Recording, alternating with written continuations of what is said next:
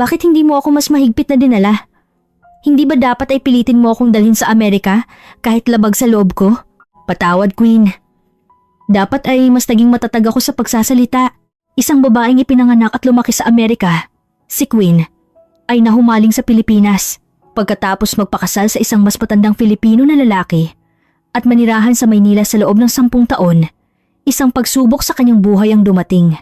Sa isang kritikal na sandali, ang reaksyon ng kanyang asawa ay nagpatahimik sa kanyang mga magulang. At sinabi mismo ni Queen na ang eksenang iyon ang lubos na nagpabago sa kanya. Ano kaya ang nangyari? Halika tuklasin natin ang kwentong ito. Ako si Queen. Ipinanganak ako at lumaki sa Amerika. Ngunit ang aking pagkahumaling sa bansang Pilipinas ay nagsimula noong ako'y nasa elementarya. Ang lahat ay nagsimula sa isang pelikula na ipinahiram ng kaibigan kong si Nika. Ang ganda nito. Panoorin mo. Sabi niya habang inaabot sa akin ang isang DVD. Ito ay isang pelikulang Pilipino. Isang slice of life na istorya ng isang pamilya sa probinsya. Sa una, nag-aalangan akong panoorin. Ngunit di nagtagal, nakadikit na ang aking mga mata sa screen. Lahat ay sariwa, mainit, at nakakapanabik sa isang paraan na hindi ko maintindihan. Tay, panoorin natin ito? May English subtitles naman? Sa una, tumawa lang si tatay at umupo sa tabi ko. Di nagtagal, hindi na rin siya makahiwalay sa screen. Mula noon, nagsimula ang aking paglalakbay patungo sa Pilipinas. Pagkatapos kong mapanood ang lahat ng pelikula, sinimulan ko ring panoorin ang mga Filipino TV series. Pagkatapos, ang mga awiting Pilipino naman ang nagsimulang umalingaw-ngaw sa aking tenga, mga masiglang pop, mga makabagbag damdaming balada.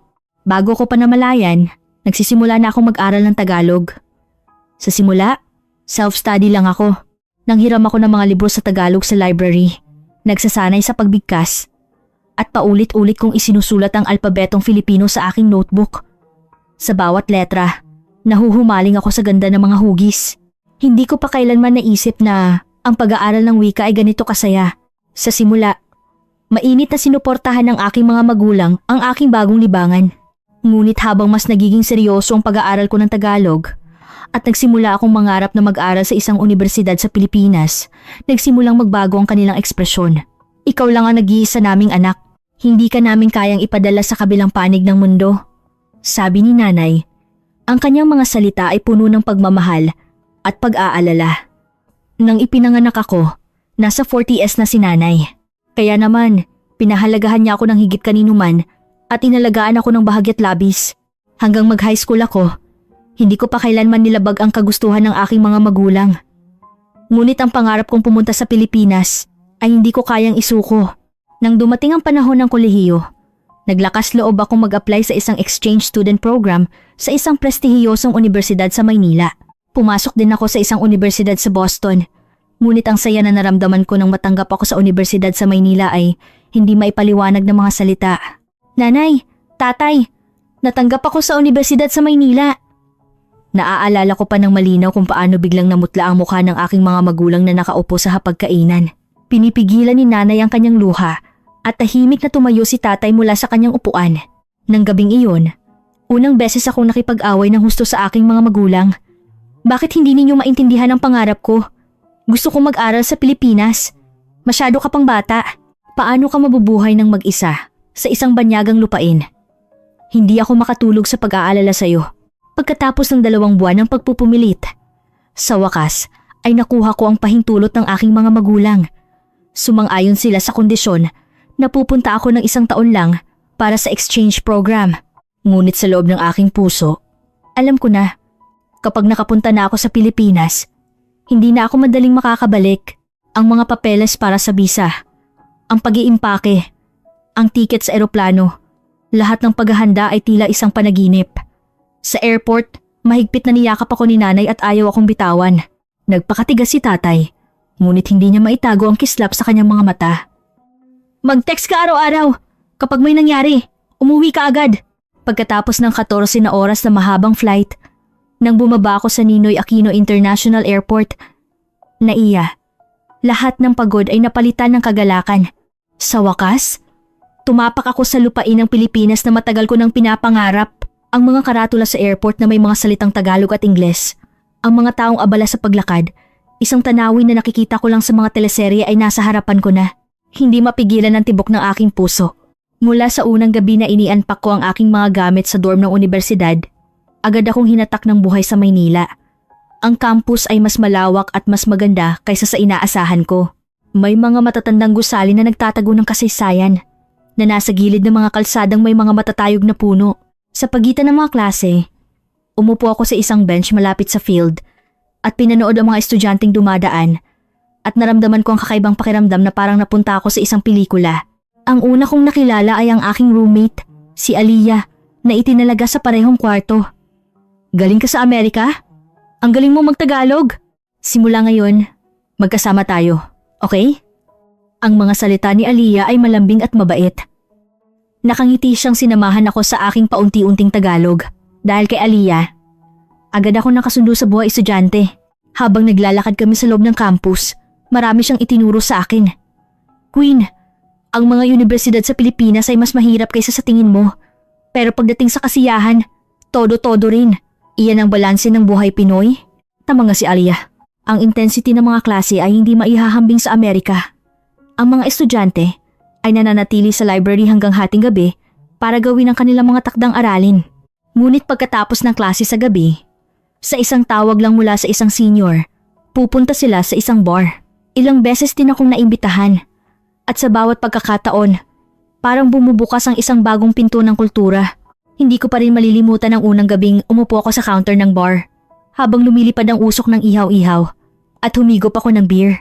Nang matunaw ang yelo, lumabo ang baso at nang itinaas ni Aliyah ang kanyang baso na may nakangiting cheers, naramdaman ko mula sa kaibuturan ng aking katawan ang katotohanang nasa Pilipinas ako. Mayroon ding mga party sa kolehiyo sa Amerika, ngunit ang paraan ng pagpapalipas ng oras sa mga bar sa Pilipinas ay ibang-iba. Nakapalibot sa isang mesa, naglalapit ang bawat isa, at kahit mayroong hierarchy, may kakaibang mainit na kapaligiran. Queen, di ba sinasabi na ang mga Pinoy ay may diskarte at pagpupursige? Ginagawa nila ang lahat ng buo pag-aaral, trabaho at paglilibang. Pagkatapos kong matandaan ang salitang diskarte at pagpupursige, nagbago ang pananaw ko sa mga tao sa bansang ito. Sa klase, sinubukan kong makakuha ng parehong grado ni Aliyah. Dahil sa hadlang sa wika, dinoble ko ang oras na ginugol ko sa paggawa ng aking mga takdang aralin. Ngunit hindi ito mahirap. Nararamdaman ko ang pagtaas ng kumpiyansa sa bawat hamon na nalalampasan ko. Tinuruan din ako ni Aliyah ng makeup ang basic skincare, kung paano maglagay ng eyeliner, at mga natural na kulay ng lipstick. Sa una, awkward ang aking mga kamay, ngunit masaya akong makita ang unti-unting pagbabago ng aking sarili sa salamin. Queen, bagay na bagay sa iyo. Kahit Amerikana ka, para kang naging Pinay.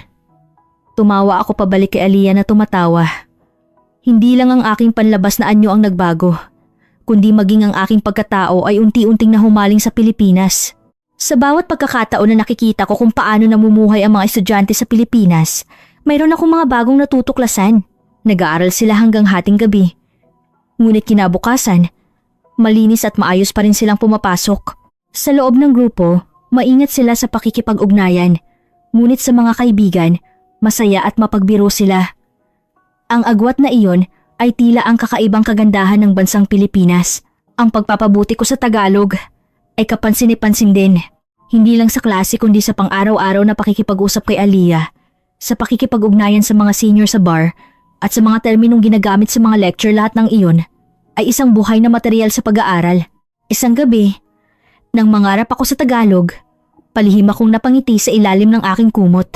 Sa mga video call sa aking mga magulang, mga masasayang bagay lang ang aking sinasabi. Ngunit ang kanilang pag-aalala sa kabilang screen ay hindi maitago. Queen, hindi ba dapat magsimula ka ng maghanda para umuwi? Nanay, may 9 na buwan pa ako. Hindi ko masabi ang aking damdamin na gusto kong manatili dito magpakailanman. Sa halip, sinubukan kong mas lalo pang lubos na tanggapin ang Maynila upang makagawa ng mas maraming alaala. Habang natatapos ang exchange program, nagsimula na akong mag-ugat sa Maynila at sa bansang Pilipinas. Isang gabi pagkatapos ng midterm exam, inanyayahan ako ng aking mga kaibigan. May celebration kami sa seminaryo ngayong gabi. Gusto mong sumama? Ito ang unang beses kong narinig ang salitang celebration, ngunit nang ipaliwanag ni Aliyah, nalaman kong ito ay isang pagtitipon ng lahat pagkatapos ng exam para maglabas ng stress. hindi ako nag-atubiling sumama. Ito ay isang maliit na kainan sa poblasyon Makati. Pag-akyat sa makipot na hagdanan, may usok at tawanan sa loob. Puno ang mga upuan at ang mga boses na salamat sa pagod ay naririnig sa lahat ng dako. Sa aming mesa, sunod-sunod na inihain ng mga lokal na inumin at mga pulutan. Dahil sa kagalakan na nakalaya mula sa pressure ng exam, mas mabilis ang aming pag-inom kaysa sa dati. Quinn, okay ka lang? Medyo namumula ang mukha mo. Nag-aalalang tanong ni Aliyah. Okay lang, hindi pa naman. Alam kong medyo malakas ang boses ko, ngunit hindi ko ito mapigilan. Pagkaraan ng ilang sandali, umalis si Aliyah upang pumunta sa palikuran. Sa sandaling iyon, bigla rin akong naramdamang kailangan kong pumunta sa palikuran at tumayo. Nang tumayo ako, naramdaman ko na parang bahagyang gumagalaw ang sahig. Habang sumusulong sa pasilyo, inilagay ko ang aking kamay sa dingding at hinugasan ang aking mga kamay sa malamig na tubig sa lababo. Ang mukha ko sa salamin ay, tulad ng inaasahan, namumula. Ang aking mga mata ay mas nagniningning kaysa sa dati. Kailangan kong maging matino. Bulong ko habang nagpasya akong bumalik sa aking upuan. Ngunit nang bumalik ako sa kainan, magkamukha ang lahat ng mesa. Ang mga mesa na may checkered na tela. Ang mga bote ng beer. Ang mga beer mug. Ang mga maliliit na platito ng pulutan sa isang sandali. Hindi ko alam kung saan ang aming upuan. Nakahinga ako ng maluwag nang makita ko ang mesa sa kanan at umupo. Ang ihaw-ihaw na nakalagay sa mesa ay mukhang napakasarap. Siguro dahil uminom ako ng walang laman ng tiyan, bigla akong nagutom. Walang iniisip, kumuha ako ng tinidor at naglagay ng isang piraso ng ihaw-ihaw sa aking bibig. Ang labas ay crispy at ang loob ay malambot. Ang matamis at maalat na lasa ng marinade ay kumalat sa aking bibig. Sarap. Sa sandaling nga abot na sana ako para sa isa pa. Naramdaman ko ang tingin ng isang tao. Nang itinaas ko ang aking ulo, nakita ko ang mga taong hindi ko kilala na nakatingin sa akin. Biglang namutla ang aking isip. Nalaman ko na hindi ito ang aming mesa. Nagkamali ako ng upo sa katabing mesa at kinakain ng pulutan ng mga taong ito. Pasensya na po. Nagliyab ang aking mukha sa init. Ngayon, hindi na dahil sa alak, kundi dahil sa kahihiyan. Isang lalaki sa tatlong nakaupo ang tumingin sa akin at ngumiti. Siya ay isang lalaki na nakasuot ng polo shirt. Ang kanyang mga mata ay makitid at nakakatawa, na gumagawa ng isang kahangahangang ekspresyon. Okay lang, miss. Kung masarap. Sige lang, kumain pa kayo. Sabi niya sa mababa at kalmadong boses. Tumawa rin ang dalawa pang lalaki at tumango. Sa sandaling iyon, dumating si Aliyah at ang aking mga kaibigan. Nagmamadali. Quinn, hindi rito. Doon ang upuan natin. Pasensya na po. Medyo nalasing po ang kaibigan ko. Nagmamadaling humingi ng tawad si Aliyah, ngunit umiling ang lalaki na nakasuot ng polo shirt. Hindi. Okay lang po. Gusto niyo bang sumama sa amin? Bahagyang nag-alinlangan si Aliyah at tumingin sa akin. Kung sa normal na sitwasyon, tiyak na tatanggihan ko ang pagsama sa mga hindi ko kakilala. Ngunit ng gabing iyon, iba. Ang kalmadong mga mata at mainit na ngiti ng lalaki ay nakapukaw sa aking puso. Okay po, makiinom po tayo. Ako ang unang sumagot. Gulat ang mukha ni Aliyah, kaya naging isa ang dalawang mesa. Ang mga lalaki ay mga kasamahan sa trabaho at nagdiriwang ng pagtatapos ng isang proyekto. Ipinakilala ng lalaki na nakasuot ng polo shirt ang kanyang sarili bilang si Hiro. Galing ka ba sa Amerika? Bakit ka nasa Pilipinas? Gusto ko ang mga Filipino films at musika at matagal ko nang gustong pumunta rito. Sagot ko gamit ang lahat ng aking nalalaman sa Tagalog. Lumaki ang mata ni Hiro at nagpakita ng pagtataka. Ang galing mo pala magtagalog? Gaano katagal ka na nag-aaral? Lubos ako natuwa sa mga salitang iyon. Mas naging masigla ako kaysa sa dati. At patuloy ako nagkwento tungkol sa aking pagpunta sa Pilipinas, ang aking buhay sa universidad, at ang aking mga paboritong pagkaing Filipino. Seryosong nakinig si Hiro. At kapag nauubusan ako ng sasabihin, tinutulungan niya ako sa Ingles. Madalas ako nakikipag-ugnayan sa mga international partners sa trabaho. Kaya nakakagamit ako ng Ingles, ngunit hindi kasing fluent mo, Miss Quinn. Naubos ang isang bote ng bagong beer at dumating pa ang ibang pulutan. Hindi natapos ang aming pag-uusap habang inoobserbahan ko ang paraan ng pagsasalita ni Hiro. Ang paggalaw ng kanyang mga kamay at ang kanyang tawanan. Isang ideya na hindi ko kailanman naisip ay sumagi sa aking isip. Gusto kong malaman ang kanyang contact details. Gamit ang lakas ng alak. Naglakas loob ako. Hiro, pwede mo bang ibigay sa akin ang iyong contact details? May gusto kasi akong itanong tungkol sa Pilipinas. Tumingin sa akin si Hiro. Malamang ay hindi niya inakala na ang isang tulad kong mahiyain ay mauunang magtanong ng contact details sa isang lalaki. Gulat din si Hiro sa simula, ngunit agad siyang ngumiti at tumango. Oo naman. Gusto ko. Kinuha ni Hiro ang kanyang cellphone at ibinigay sa akin. Nang inilagay ko ang numero gamit ang medyo nanginginig na kamay, agad na nagring ang aking telepono. Ngayon, alam na natin ang contact details ng isa't isa, di ba?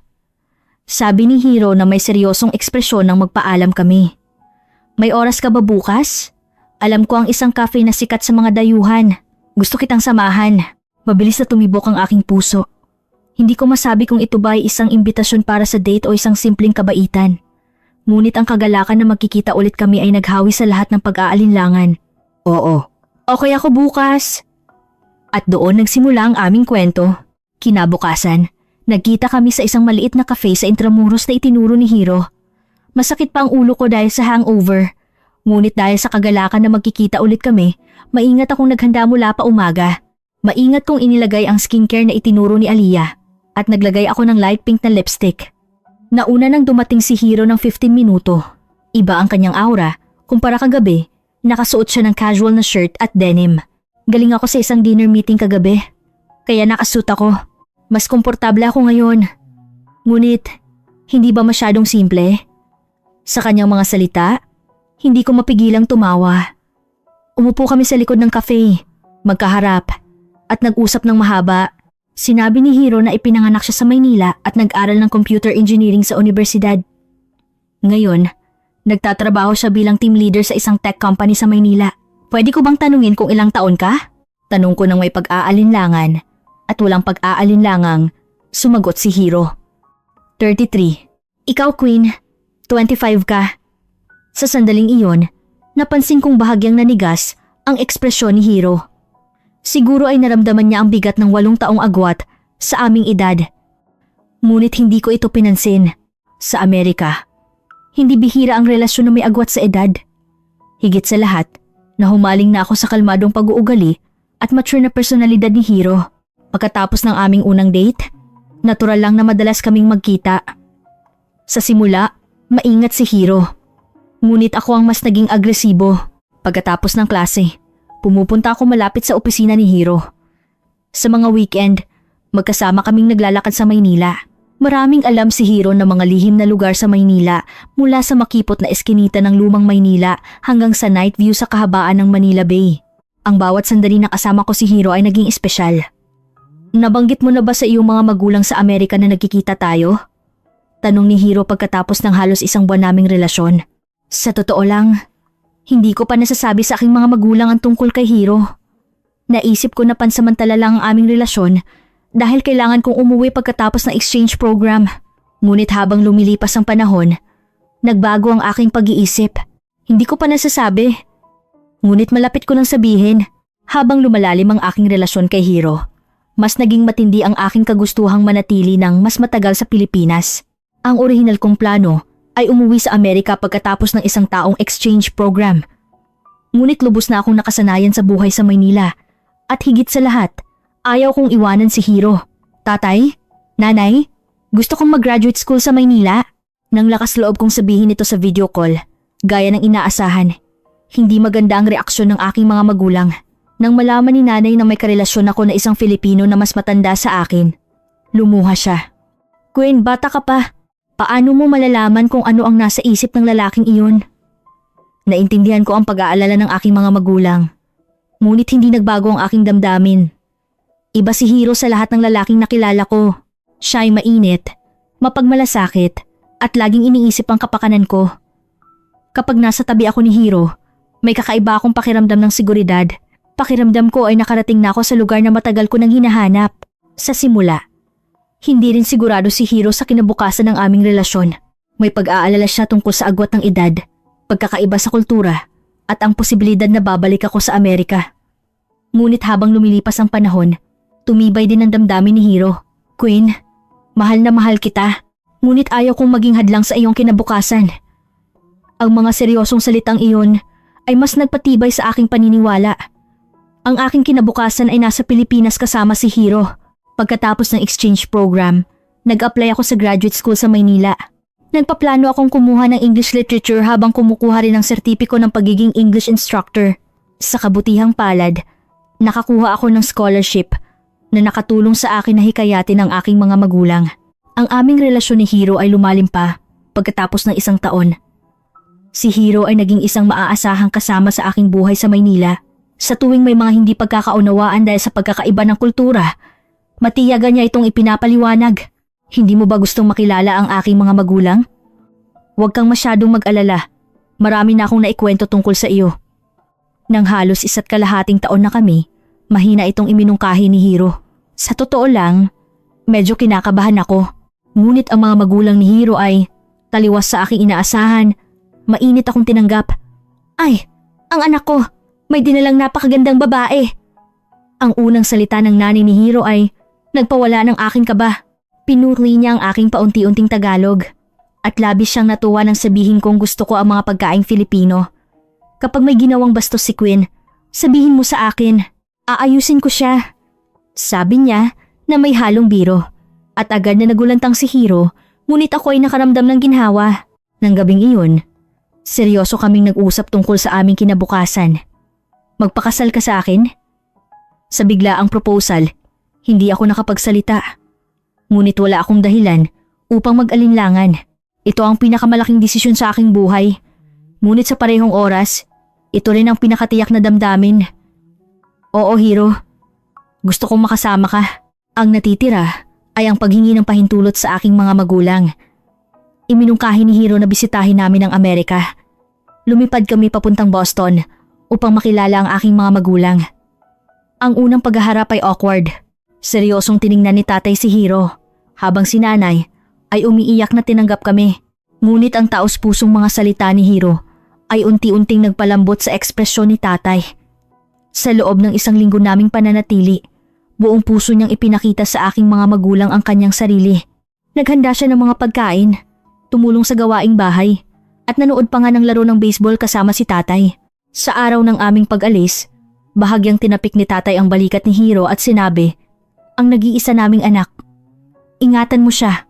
Kaya, sa basbas ng aking mga magulang, bumalik kami sa Pilipinas. Nagpasya kaming magpakasal sa isang tradisyonal na kasal sa simbahan na matagal ko nang pinapangarap. Masayang sumang-ayon si Hiro.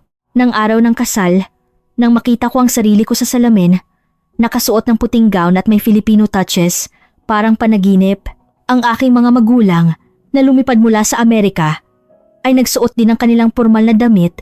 Ang ganda talaga ng anak namin. Sabi ni nanay, ang kanyang mga luha ay hindi dahil sa lungkot kundi sa kagalakan, sa pagtitipon ng aming mga pamilya. Ipinangako namin ang aming walang hanggang pag-ibig sa isa't isa. Pagkatapos ng kasal, sinimulan namin ang aming bagong buhay sa isang maliit na apartment sa isang tahimik na distrito ng Maynila. Nag-aral ako sa graduate school habang nagsimulang magtrabaho bilang English instructor. Nagturo din ako ng mga klase na nagpapakilala ng kulturang Filipino sa mga dayuhan. Na-promote si Hiro bilang team leader sa kanyang kumpanya at mas naging abala. Ngunit palagi niya akong inuuna. Sa mga weekend, magkasama kaming naglalakad sa kahabaan ng Marikina River o naglalakbay sa Cebu o Palawan. Tuwing Pasko, pumupunta kami sa bahay ng mga magulang ni Hiro at naghahanda ng mga pagkaing Pinoy kasama si nanay. Habang natututo ako tungkol sa mga tradisyong Filipino, ang relasyon ko sa mga magulang ni Hiro, na medyo awkward sa simula, ay naging natural na ngayon. Quinn, kumusta ang mga magulang mo sa Amerika? Sa tuwing nagtatanong si nanay, masaya akong sumasagot. Madalas po kami nag-uusap sa video call. Pareho po silang malakas at masaya. Ngunit sa totoo lang, unti-unting nababawasan ang bilang ng aming mga tawag. Sa unang ilang taon, 2 beses sa 1 linggo kaming nagvi-video call. Ngunit di nagtagal, naging 1 beses sa 1 buwan na lang sa pagdadahilan na pareho kaming abala at may time difference. Ang distansya ay unti-unting lumayo. 3 taon na ang nakakaraan. Nakuha ko ang Philippine Permanent Residency. Nang matanggap ko ang certificate, napuno ng damdamin ng aking puso. Ito ang sandali kung saan formal na nag-ugat ang aking buhay sa Pilipinas. Congratulations, Quinn. Talagang nag-ugat ka na sa Pilipinas? Sabi ni Hiro at tumawa ako pabalik, ngunit sa kabilang banda, mayroon akong komplikadong pakiramdam na parang bahagyang nawawala ang pagiging Amerikana ko. Iminungkahi ni Hiro na bisitahin namin ang aking mga magulang sa Amerika minsan sa isang taon. Sa unang ilang taon, ginawa namin iyon at binisita ang aking mga magulang. Ngunit sa nakalipas na 3 taon, hindi na kami nakapunta kahit minsan. Abala ako sa aking trabaho bilang instructor at mahirap magbakasyon si Hiro dahil sa isang mahalagang proyekto. Palagi kaming mayroong valid na dahilan. Sa susunod, pupunta tayo. Kapag natapos ang proyekto sa katapusan ng taon, sabi namin, at lumipas na ang 3 taon, hindi nagreklamo ang aking mga magulang. Sa halip, inalala nila kami at sinabing, abala kayo, kaya wag na kayong mag-alala. Ang init na iyon ay mas nagbigay ng bigat sa aking puso at noong nakaraang linggo, dumating ang tawag na iyon. Ang nanginginig na boses ni nanay. Quinn, malubha ang kalagayan ni tatay. Sa una, inakala ko na sipon lang o kung ano paman. Ngunit sa mga sumunod na salita ni nanay, parang gumuho ang aking mundo. Sa totoo lang, 1 taon na siyang may sakit. Ayaw ka naming pag-alalahanin, kaya hindi namin sinabi. Si tatay ay na-diagnose na may malignant tumor sa malaking bituka. Kahit na natuklasan ito sa maagang yugto, ipinagpaliban nila ang agresibong paggamot dahil sa mataas na gastos ng paggamot sa Amerika. Ang insurance ay sumasaklaw lamang sa bahagi nito at sa sitwasyon na retirado na sila at walang fixed income, mahirap na tustusan ang mga gastos sa paggamot. Habang lumilipas ang panahon, lumala ang kanyang kondisyon at ngayon, kinakailangan na ang operasyon. Bakit hindi niyo sinabi sa akin? Kung sinabi ninyo, nakatulong sana ako. Nabulunan ako at hindi na nakapagsalita. Pagkatapos ng tawag, nanatili ako nakaupo sa parehong lugar. Nang matagal, namutla ang aking isip. Habang masaya akong naninirahan sa Maynila, mag-isa pala ang aking mga magulang na nagdadala ng ganitong paghihirap. Ang katotohanan iyon ay tumimo ng malalim sa aking puso.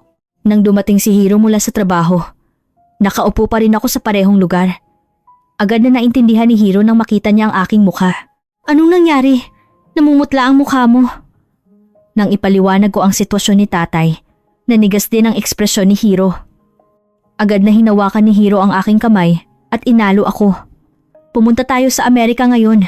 Bukas, magre-reserve ako ng flight. Sa mga salitang iyon, umapaw ang aking luha. Bigla, sumagi sa aking isip ang mga sandaling patuloy na sinasabi ni Hiro sa loob ng 3 taon na dapat kaming pumunta sa Amerika. Ang sarili ko na patuloy na tumatanggi, gamit ang trabaho bilang dahilan, at ang Hiro na tahimik na tumanggap sa akin. Galit, pagsisisi, at pagkakasala ang sabay-sabay na dumating sa akin. Bakit hindi mo ako mas mahigpit na dinala? Hindi ba dapat ay pilitin mo akong dalhin sa Amerika kahit labag sa loob ko? Sa biglaang mga salitang iyon, tahimik akong tiningnan ni Hiro. Hindi pagtatampo, kundi malalim na pangunawa at awa ang nasa kanyang mga mata. Patawad, Queen. Sana ay mas naging matatag ako sa pagsasalita. Sa paghingi ng tawad ni Hiro, mas lalo pang lumaki ang aking pagkakasala. Ako mismo ang may kasalanan. Nagbigay ako ng distansya sa aking mga magulang at nakatuon lang sa aking buhay sa Maynila. Nahiya ako sa aking sarili na naglabas ng aking damdamin. Hindi, ako ang mali. Hindi ikaw, kundi ako. Nagpaka-selfish ako. Nang gabing iyon, nag-usap kami ng matagal. Nagkasama kaming nag-isip kung ano ang magagawa namin para sa aking mga magulang sa Amerika, kung paano kami makakatulong. Nagbigay si Hiro ng mga konkretong solusyon. Una, pumunta tayo sa Amerika at kumpirmahin natin ang sitwasyon. At kung posible, paano kung yayain natin ang iyong mga magulang na pumunta rito sa Pilipinas? Sa una, parang hindi ito makatotohanan. Naisip ko kung paano makakasanayan ng aking mga magulang na buong buhay na nanirahan sa Amerika ang buhay sa Pilipinas. Ngunit, habang nakikinig ako sa paliwanag ni Hiro, naging makatuwiran ang ideyang iyon. Ang sistema ng pangangalaga sa kalusugan sa Pilipinas ay mas abot kaya kaysa sa Amerika. Iba rin ang sistema ng insurance. Kung makakakuha sila ng long-term visa, makikinabang din sila sa pangangalaga sa kalusugan. Sa kalmadong paliwanag ni Hiro, nagsimulang makita ang pag-asa. Pinano ni Hiro ang lahat. Agad siyang nag-apply ng leave sa kanyang kumpanya at inasikaso ang tiket sa eroplano papuntang Amerika. Inayos ko rin ang aking schedule sa pagtuturo at pansamantalang isinantabi ang aking mga proyekto. Walang mas mahalaga kaysa sa aking mga magulang. Habang nagpapatuloy ang paghahanda, hindi nawala ang aking pagkakasala. Hindi mawala sa isip ko ang tanong kung bakit ngayon ko lang ginagawa ang desisyong ito. Parang nabasa ni Hiro ang aking damdamin at kalmado siyang nagsabi, "Huwag mong sisihin ang sarili mo. Ang mahalaga ay nagpasya ka. Gawin natin ang lahat ng kaya natin." Bago kami umalis, nag-video call ako sa aking mga magulang. Mas payat si tatay kaysa sa dati. May mga mata siyang pagod, ngunit nang makita niya ang aking mukha, sinubukan niyang ngumiti ng masaya. "Huwag kang mag-alala, Queen. Okay lang si tatay. Masayang masaya ako na pupunta ka." Sa mga salitang iyon, muli akong lumuha. Palaging ganoon si tatay. Inuuna niya ang pag-aalala sa akin kaysa sa kanyang sariling sakit. "Bukas, pupunta agad ako at dadalhin kita sa Pilipinas. Gusto kong doon ka magpagamot." Bahagyang nagulat si tatay, ngunit pagkatapos ay dahan-dahan siyang tumango. Pinunasan ni nanay ang kanyang luha at nagsabi, "Salamat." Nang makita ko ang kanyang mukha, sumakit ang aking puso. Habang nag-iimpake ako, bigla kong naisip, sapat ba ang laki ng aming bahay para sa aking mga magulang? Paano kaya magkakasundo ang aming mga biyenan? Ngunit nagpasya akong isipin iyon mamaya. Ang pinakamahalaga ngayon ay ang kalusugan ni tatay. "Hiro, maraming salamat. Kung wala ka, hindi ko na maituloy ang aking mga salita at inilibing ko ang aking mukha sa dibdib ni Hiro. Mahigpit niya akong niyakap. Pamilya tayo, Queen. Ang iyong mga magulang ay mga magulang ko rin. Magkasama nating lalampasan ito." Sa mga salitang iyon, naramdaman ko ang malalim na kapayapaan. Sa loob ng 10 taon kong paninirahan sa Maynila, napabayaan ko ang aking tungkulin bilang anak. Ngunit ngayon, nagpasya akong magbago. Kinabukasan, pumunta kami sa NAIA. Mula sa bintana ng eroplano, maliit na tanaw ang Maynila. Sa loob ng 10 taon, ito ang naging aking tahanan. Pansamantalang iiwan ko ang lungsod na ito. Ngunit sa pagkakataong ito, hindi ako nag-iisa, kundi kasama ko si Hiro at babalik kami upang dalhin ang aking mga magulang. Pagkatapos ng 14 na oras na flight, nang dumating kami sa Boston, nag-iisa si nanay sa airport. Ganoon pa rin siya, elegante ang pananamit. Ngunit ang kanyang hitsura na matanda na sa loob ng 3 taon ay nagpatigil sa aking puso. Nang makita ni nanay kami ni Hiro, bumuhos ang kanyang luha. Sandali kaming nagyakapan ng walang imikan. "Nasaan si tatay?" "Nasa ospital. May check-up sa ngayon." Sa kotse, detalyadong ikinuwento ni nanay ang kondisyon ni tatay. Bagamat natuklasan ang pagbabago 1 taon na ang nakakaraan, ipinagpaliban nila ang agresibong paggamot dahil inakala nilang maaga pa ito. Ang US Health Insurance ay bahagi lamang ang sinasaklaw. At sa sitwasyon na retirado na sila at walang kita, hindi nila kayang bayaran ang mataas na gastos sa paggamot. At 2 buwan na ang nakakaraan. Mabilis na lumala ang kanyang kondisyon. At ngayon, kinakailangan na ang operasyon. "Bakit hindi ninyo sinabi sa akin noon? Nakatulong sana ako. Ayaw ka naming pag-alalahanin. Masaya ka sa Pilipinas. Ayaw ka naming guluhin." Pagdating sa bahay, maraming alaala ang sumagi sa akin. Ang bakuran na nilalaro ko noong bata pa ako, ang sala na may mga graduation picture ko sa high school. Ang damdamin ng aking mga magulang na pinanatili ang aking kwarto ay tahimik na dumaloy sa akin. Tahimik na hinawakan ni Hiro ang aking kamay. Sa init na iyon lang, pinigilan ko ang aking mga luha na bumuhos. Maaga kinabukasan, pumunta kami sa ospital. Pagpasok sa kwarto, nakita ko si tatay na nakahiga sa kama. Hindi ako makapaniwala na ang tatay na laging malakas at malaki ay payat na ngayon at namumutla. Ngunit nang makita niya kami, ang mga mata ni tatay ay nanatiling mainit. "Dumating si Kin. Ang layo ng pinanggalingan mo." Sa sandaling hinawakan ko ang kamay ni tatay, bumuhos ang aking luha. Binati rin ni Hiro si tatay at mahigpit na hinawakan ng kanyang kamay. Kahit mahina ang boses ni tatay, nagbiro siya kay Hiro at sinubukan niyang ngumiti. Ang tanawing iyon ay mas nagpabigat sa aking puso. Nang hapon na iyon, nakausap namin ang doktor ni tatay. Ipinaliwanag ng doktor ang kasalukuyang kondisyon at ang plano sa paggamot. Kumalat na ang tumor sa ilang bahagi ng nakapaligid na tisyu, ngunit sa kabutihang palad, nasa yugto pa rin ito na maaaring alisin sa operasyon. Ang problema ay ang gastos, kasama na ang operasyon at chemotherapy na hindi kayang pasanin ng pamilya. Sa cafe ng ospital, Umupo kami ni Hiro at nanay at seryosong nag-isip. Malinaw na kung ipagpatuloy ang paggamot sa Amerika, mauubos ang lahat ng ipon ng aking mga magulang. Tahimik na nagsabi si Hiro. Paano kung dalhin natin si tatay sa Pilipinas? Mas mababa ang gastos sa paggamot sa Pilipinas. At kahit mga dayuhan, kung may long-term visa, makikinabang sila sa pangangalaga sa kalusugan. Bahagyang nagulat si nanay, ngunit agad siyang nagpakita ng interes. Kalmadong ipinaliwanag ni Hiro ang mga benepisyo ng Philippine healthcare system at ang kalamangan sa gastos. Sinabi niya na kahit sa parehong operasyon at paggamot, mas mababa ang gastos sa Pilipinas kaysa sa Amerika.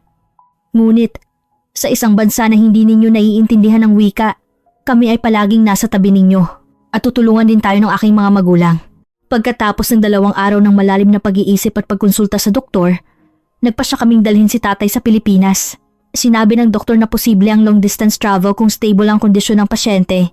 Inayos namin ang lahat ng medical na record, nakipag-ugnayan sa isang ospital sa Pilipinas, at ipinagpatuloy ang proseso ng paglilipat. Sa simula, nag-aalangan si tatay, ngunit sa huli ay tumango siya. Bahala na kayo. Sa totoo lang, kung hindi, baka kailangan naming ibenta ang bahay para sa mga gastos sa paggamot. Gabi bago kami umalis, ipinaliwanag ni Hiro ang sitwasyon sa kanyang mga magulang. Walang pag-aalinlangang sinabi ng mga magulang ni Hiro na tutulong sila. Natural lang, mga magulang sila ng asawa ng anak namin. Paano namin sila hindi tutulungan? May maliit na apartment malapit sa amin. Pwede silang doon manirahan. Sinabi pa nga ng nanay ni Hiro na lilinisin niya at ihahanda ang apartment. Napuno ako ng init. At muling naramdaman kung gaano ako kaswerte. Naglakbay kami ng ligtas kasama si tatay. Sa loob ng mahabang flight, hindi ko iniwan ang tabi ni tatay. Pagdating sa Pilipinas, agad kaming pumunta sa ospital kung saan isinagawa ang mga bagong pagsusuri at evaluation. Maingat na pinag-aralan ng mga doktor sa Pilipinas ang kondisyon ni tatay at nagbigay ng mga salita ng pag-asa. Hindi pa huli ang lahat gaya ng iniisip namin.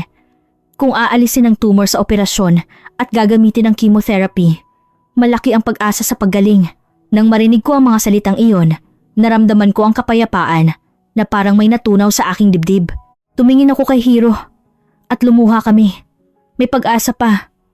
Iyon lang ay sapat na lakas para sa amin. 7 oras ang inabot ng operasyon. Sa waiting room ng ospital, kami ni Hiro at nanay ay naghintay sa resulta. Habang lumilipas ang oras, parang mas lumalakas ang tibok ng aming puso. Bumukas ang pinto ng operating room. At lumabas ang doktor. Matagumpay ang pag-alis ng tumor. May chemotherapy pa.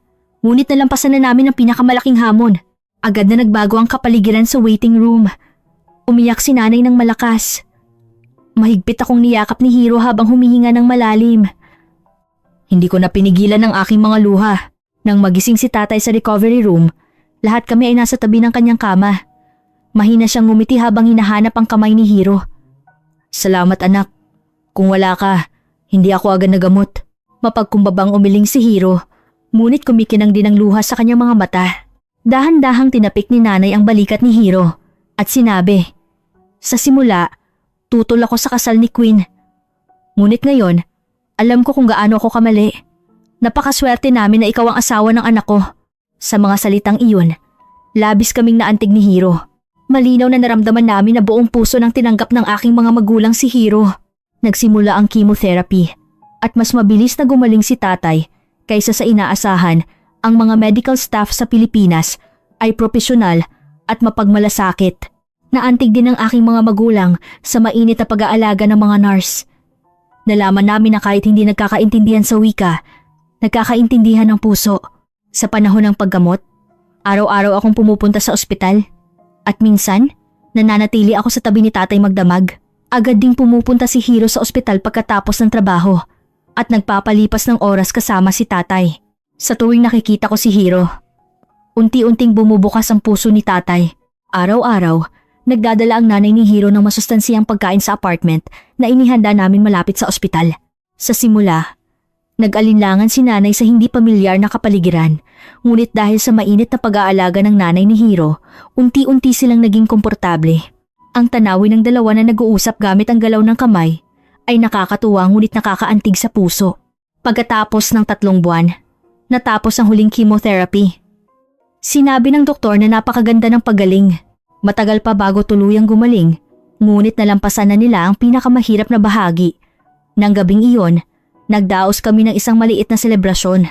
Dumating din ang mga magulang ni Hiro at nakibahagi sa aming kagalakan. Habang unti-unting bumalik ang lakas ni tatay, nagsimula ang aking mga magulang na mag-usap tungkol sa kanilang kinabukasan. Gusto namin na manatili sila sa Pilipinas, ngunit may ibang plano ang aking mga magulang. Uuwi na kami sa Amerika. Nandyan ang aming bahay at mga kaibigan. Sa una, nag-alinlangan ako. Naisip ko na kung mananatili sila sa Pilipinas, patuloy silang makikinabang sa pangangalaga sa kalusugan at kami ay malapit na makapag-alaga sa kanila. Patuloy din silang hinikayat ni Hiro na manatili sa Pilipinas. Ngunit umiling si tatay. Salamat. Ngunit matanda na kami. Gusto naming mamuhay sa aming sariling paraan sa nalalabing panahon. Ayaw naming makasira sa inyong dalawa. Pareho ang damdamin ni nanay. Habang patuloy namin silang hinihikayat, tumawa si nanay at idinagdag, kung magkaapo kami, saka kami mag-iisip muli. Kung mangyari iyon, kakailanganin din namin ng tulong. Sa mga salitang iyon, nagkatinginan kami ni Hiro. 10 taon na kaming kasal, ngunit palagi naming ipinagpapaliban ang pag-uusap tungkol sa mga anak. Sa una, pagkatapos kong mag-graduate school. Pagkatapos, kapag stable na ang aking trabaho. Pagkatapos, kapag lubos na akong nakasanayan sa buhay sa Pilipinas. Ngunit sa totoo lang, may takot ako sa aking puso. Maaga sa aming kasal, naikwento ko kay Hiro ang tungkol dito. Na wala akong kumpiyansa na maging ina, na natatakot ako sa mga pagbabago at responsibilidad na kasama ng pagiging magulang. Na nararamdaman kong bigat ang pagpapalaki ng anak sa isang bansa na malayo sa aking pamilya sa Amerika. Sa totoo lang, natatakot akong maging ina. Hindi pagkabigo kundi pag-unawa at pagmamahal ang nasa mga mata ni Hiro. Hinawakan ni Hiro ang aking kamay at malambing na nagsabi, "Makakaya natin ang lahat basta't magkasama tayo. Ikaw ang magpasya kung kailan ka handa na magkaroon ng anak."